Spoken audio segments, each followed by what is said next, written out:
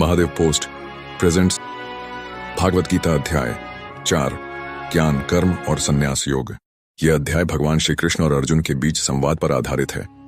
इसमें भगवान श्री कृष्ण ने ज्ञान, कर्म और त्याग के गूढ़ रहस्यों को समझाते हुए जीवन में उनका महत्व बताया है। इस अध्याय में भगवान अपने दिव्य स्वरूप, यज्ञ की महिमा और निष्काम कर्म योग का विस्तार से वर्णन करते हैं। भगवान श्री कृष्ण अर्जुन को बताते हैं कि जब जब संसार में धर्म की हानि और अधर्म की वृद्धि होती है, तब तब वे अपने अवतार के रूप में पृथ्वी पर आते हैं, सज्जनों की रक्षा करते, दुष्टों का विनाश और धर्म की पूर्ण स्थापना। ईश्वर हर युग में धर्म की रक्षा के लिए मार्गदर्शन देने आते हैं। श्री कृष्ण बताते हैं कि ज्ञान, सच्चा बोध और कर्म, कर्तव्य एक दूसरे के पूरक हैं। ज्ञान के बिना कर्म अधूरा है और कर्म के बिना ज्ञान अधूरा है। वे कहते हैं कि सही तरीके से किए गए कर्म जो ज्ञान से प्रेरित हों ही मुक्ति का मार्ग दिखाते हैं।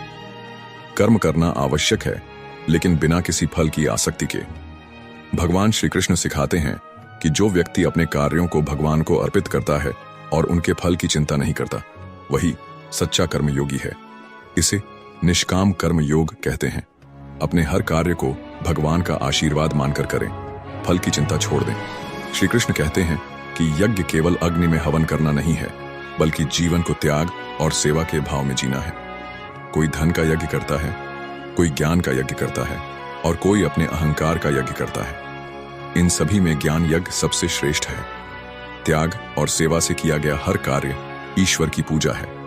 भगवान कहते हैं कि ज्ञान ही सबसे बड़ी संपत्ति है। यह हमें यह सिखाता है कि हम केवल यह शरीर नहीं हैं, बल्कि एक आत्मा है। आत्मा अमर है और किसी भी चीज से प्रभावित नहीं होती। सच्चा ज्ञान वह है जो हमें आत्मा और परमात्मा का भेद समझाए। श्री कृष्ण बताते हैं कि जो व्यक्ति सच्चा ज्ञान प्राप्त कर लेता है, वह भेदभाव से ऊपर उठ जाता है।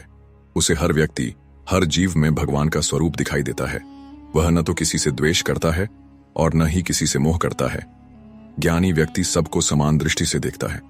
जो व्यक्ति अपने सभी कार्य भगवान को समर्पित करता है, स्वयं को आत्मा मानता है और मोह माया से मुक्त होकर निष्काम भाव से जीवन जीता है, वह ईश्वर को प्राप्त करता है। मोक्ष का मार्ग कर्म, ज्ञान और भक्ति के संतुलन से मिलता है। अध्याय 4 हमें सिखाता है कि कर्म, ज्ञान और त्याग का सही संतुलन ही जीवन का सार है। जो व्यक्ति इसे समझकर अमल करता है, वही सच्चा योगी है। वीडियो को लाइक करना ना भूलें और कमेंट में राधे राधे जरूर लिखें। धन्यवाद।